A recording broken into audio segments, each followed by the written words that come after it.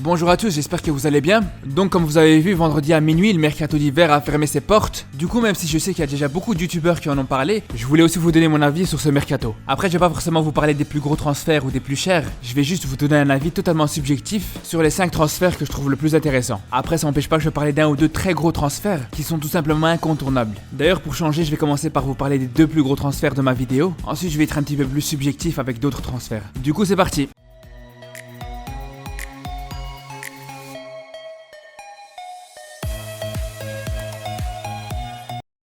Le premier joueur dont je vais parler, c'est Eriksen. Comme vous savez, il a signé à l'Inter. Et franchement, je trouve que c'est un joueur qui a toujours été très sous-coté. Parce que quand on va penser aux joueurs qui jouent à son poste, on va plus parler des De Bruyne, Modric ou même Pogba. Pourtant, je trouve qu'Eriksen fait partie des 10, voire même des 5 meilleurs joueurs à son poste. Et justement, lui qui va rejoindre le championnat italien, je trouve qu'il est tout aussi sous-coté que Pjanic. Et le fait d'avoir signé à l'Inter, je pense pas que ça va améliorer les choses. Pour moi, je pense pas que ça va être un transfert qui va le faire progresser. Parce qu'au final, il quitte quand même le meilleur championnat du monde. Par contre, il pourra vraiment faire progresser son nouveau club. Parce que cette équipe de l'Inter a déjà une très belle équipe avec un excellent entraîneur. D'ailleurs, les Nerazzurri font un très bon championnat. Donc pour moi, Eriksen pourra réguler le milieu de terrain de l'Inter pour faire franchir le fameux cap à cette équipe pour redevenir un grand nom d'Europe. Ensuite, on va être obligé de parler de Haaland. Je sais pas si ça se prononce Haaland, Holland ou Ivan Drago. Ce mec, c'est monsieur statistique. Il est en train de faire un début de saison incroyable. Et quand il était encore à Salzbourg, j'entendais encore pour parler de révélation. Parce que je suis pas du genre à m'enflammer rapidement sur un joueur. Mais il a clairement des qualités qu'on peut pas nier. C'est le genre de prototype complet, qui est physique, rapide. Et il est très bon dans son jeu sans ballon, que ce soit dans son placement, dans ses appels. Et c'est vraiment ce qui lui permet de se procurer autant de belles occasions. En plus, en étant entouré par des joueurs aussi bons à Dortmund, c'est sûr que ça aide beaucoup. D'ailleurs, il l'a dit lui-même avec son triplé lors du premier match, que ses coéquipiers du Borussia lui facilitait vraiment la tâche. Et quand déjà en 3 matchs avec les jaunes et noirs, il a déjà mis 7 buts, il a battu le record du premier joueur en Bundesliga à faire ça, et qu'il a réussi à déjà rejoindre le top 10 des meilleurs buteurs du championnat, à égalité avec des joueurs comme Gnabry. Je pense vraiment que le PSG devra se méfier de lui. D'ailleurs, je vais faire une vidéo la semaine prochaine qui aura pour titre comment le PSG peut battre Dortmund. Donc si vous voulez la voir, n'hésitez pas à vous abonner pour pas la rater. Après, pour en revenir à Haaland, là où il faut relativiser, c'est que c'est vrai qu'il a mis 7 buts en 3 matchs, mais il faut quand même prendre en compte que c'était contre des équipes plus que modestes, et que pour le moment il est en train de surfer aussi sur l'effet surprise. Parce que c'est vrai qu'on le connaît encore très peu, donc faudra vraiment voir ce que ça donne quand les défenses adverses auront bien étudié son jeu et pourront donc plus facilement le contrer.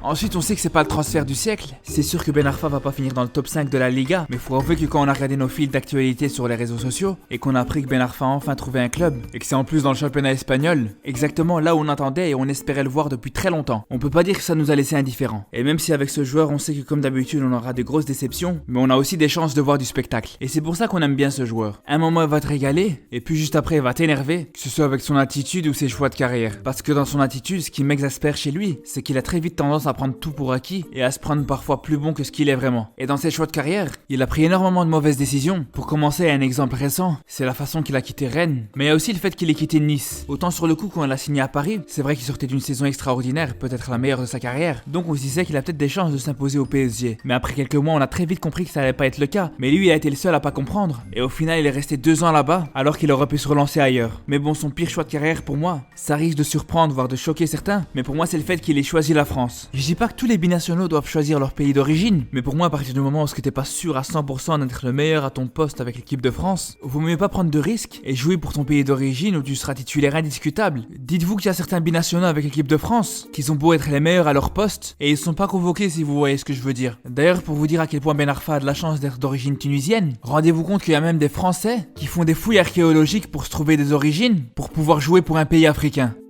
C'est un secret pour personne. Le plus gros problème de l'équipe nationale du Maroc, c'est l'attaque. Mais depuis quelques années, il y a un très bon Marocain qui joue en Liga, mais à cause de son profil atypique, et malgré ses stats plus que correctes, qui lui ont permis de se faire un nom en Espagne, Youssef En-Nesyri, c'est un joueur qui a très peu de considération dans son propre pays. Pourtant, comme j'ai déjà dit, c'est un joueur très précoce, qui a déjà réalisé plusieurs exploits malgré son jeune âge. Donc il a vraiment une grande marge de progression, et après s'être imposé à Malaga et à Leganés, son transfert à Séville lui permettra de franchir un cap. Après, je dis pas forcément qu'il va s'imposer, loin de là. Surtout que depuis qu'il est arrivé en Andalousie, Luc de Jong est vraiment en feu. Sur les 4 matchs qu'il a joué depuis l'arrivée d'En-Nesyri, il a mis plus de buts que sur tout le reste de la saison. Donc je dis pas que le Marocain sera titulaire indiscutable, mais je pense que ça peut être un très bon challenge pour lui. Il peut très vite rebondir à condition qu'il réagisse rapidement.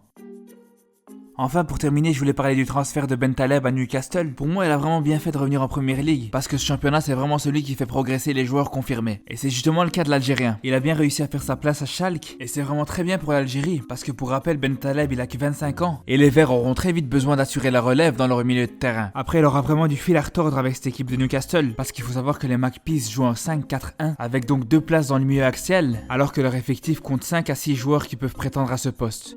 Donc voilà pour cette vidéo, j'espère qu'elle vous a plu. On se retrouve la semaine prochaine. En attendant, n'hésitez pas à cliquer ici pour vous abonner et surtout prenez soin de vous.